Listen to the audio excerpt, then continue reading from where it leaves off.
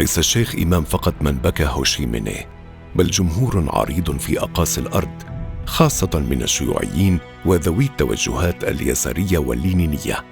فالجميع كان يتلقف أخباره يومياً عبر وكالات الأنباء والشاشات، والتي لم تكن تولي فيتنام تلك الأهمية سابقاً، إلى أن جاء هو شي الذي غير فيما غيره من وجه هذه البلاد فهم الخارج لها وأسلوبيته في التعامل معها، من صديق وحليف إلى عدو ومحتل.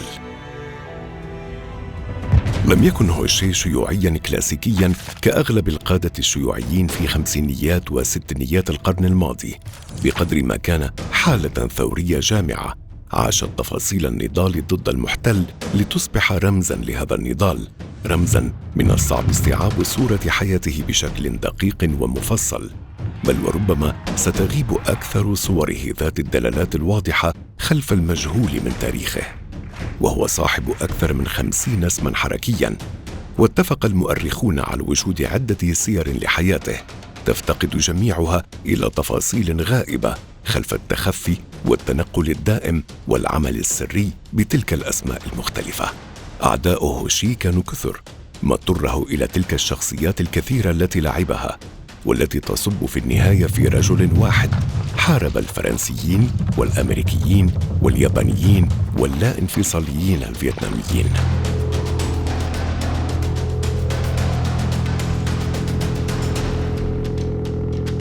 توغوين آي كوك هو الاسم الحقيقي لهو شي.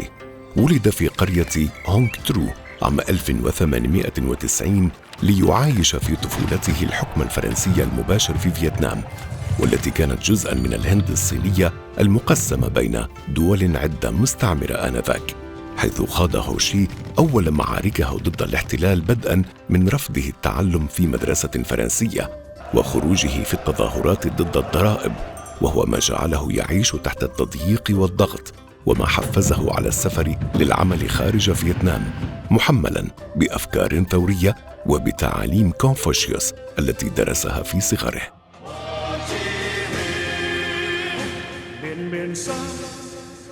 Người đi khắp phương trời, ở nơi xa đó, người dân đói nghèo, từ đau thương người đi khắp năm châu lòng tin mặt trời chân lý sáng soi, dõi chiếu sáng dân mình.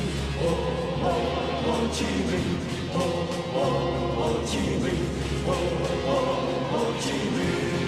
مراحل شتى ساهمت في تكوين شخصيته الثورية ومن ثم القيادية. كانت أولى تلك المراحل سفره خارج فيتنام ليعمل في السفن، ثم الخدمة المنزلية والفندقية في الولايات المتحدة لعامين، ومن ثم في إنجلترا.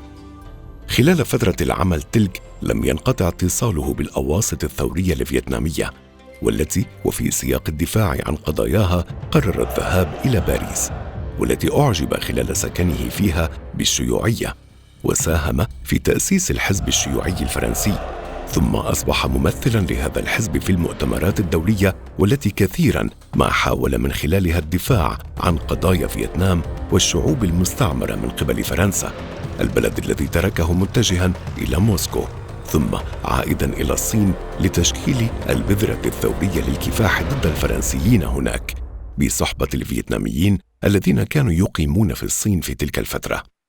وهناك نال اسمه هو شي الذي يعني المستنير باللغة الفيتنامية، والذي أصبح فيما بعد العم هو.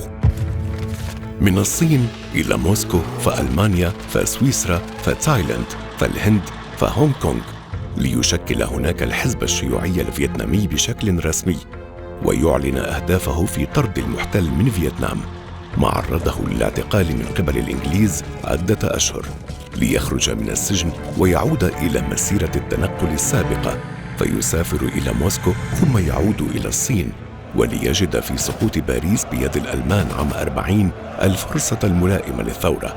ورغم احتلال اليابانيين لفيتنام في ذلك الوقت حين تحالفهم مع دول المحور، دخل هو شي فيتنام مكونا أول جيش شعبي فيتنامي شيوعي، وبدأ بحرب ضد اليابانيين والفرنسيين لتمد الثورة وتكبر، ويسيطر جيش هو شي على هانوي مشكلا جمهورية فيتنام الديمقراطية، ثم طاردا الفرنسيين من كل فيتنام بعد معركة بيان ديان فو عام 54، والتي تعتبر أحد أكبر خسائر الفرنسيين في التاريخ، حيث انتهت بحوالي 10,000 قتيل من الجيش الفرنسي وضعفهم من الجرحى والأسرى.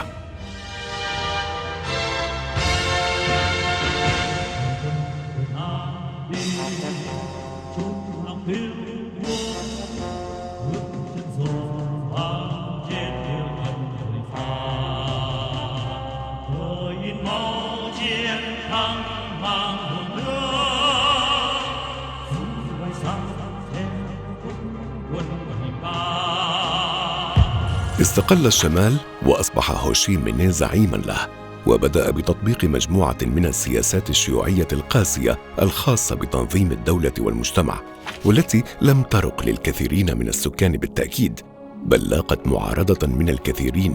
وشهدت فيتنام حينها أيضاً هجرة للكثيرين من الشمال نحو الجنوب، الذي لم يخضع لسلطة هو شي بعد، بل كان مرتبطاً بالولايات المتحدة الأمريكية. فبدأ هو شي بدعم الفييت كونغ، تلك القوة الشيوعية الموجودة في الجنوب والمناوئة للسلطة هناك.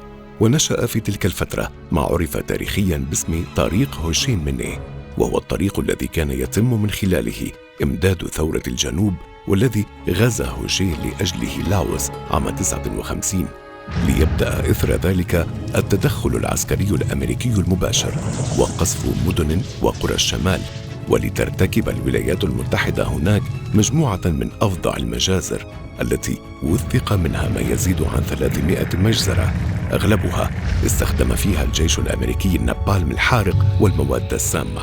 كل ذلك لم يوقف نشاط الفييت كونغ الذي مارس حرب العصابات والتخفي في الغابات.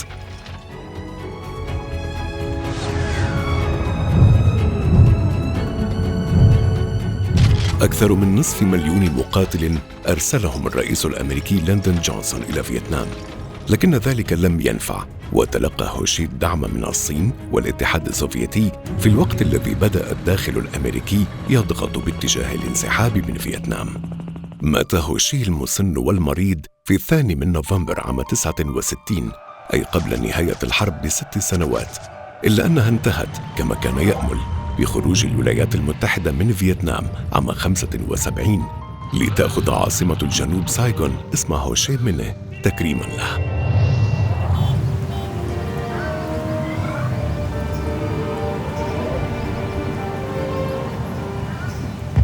كتب حديثة، كتب قديمة تتراكم على بعضها فتصبح لحافاً ورقياً. لحاف ورقي أفضل من لا شيء. أنتم يا من تنامون كأمراء لا تشعرون بالبرد، هل تعرفون كم من السجناء لا يعرفون طعم النوم؟ كان هذا نصاً شعرياً كتبه هو شي في سجنه ضمن كتاب شعري اسمه يوميات في السجن، والذي تظهر فيه شخصية الشيوعي الثوري الشاعر المرهف، والذي يصر ألا يموت إلا دفاعاً عن قضيته. تم تحنيط جسد هو شي بعد وفاته كالكثير من زعماء الشيوعية الذين عرفوا بقيادة ثورات كبرى وعرفوا بديكتاتورياتهم أيضاً. وهنا يكمن السؤال الذي لا زال يثار عند قراءة التاريخ الفيتنامي بل وربما الحاضر: هل كانت الشيوعية الطريق الوحيد الذي يمكن للفيتناميين تبنيه للحصول على استقلالهم؟ وهل كان هو شي واحداً من تلك الديكتاتوريات التي حررت بلادها فوق أكوام من جثث المدنيين قبل الجنود، وطبقت سياسات القسوة على شعوبها وصولاً لأهداف كبرى لا يعرف الجمهور تماماً إن كان هو من سيقطفها؟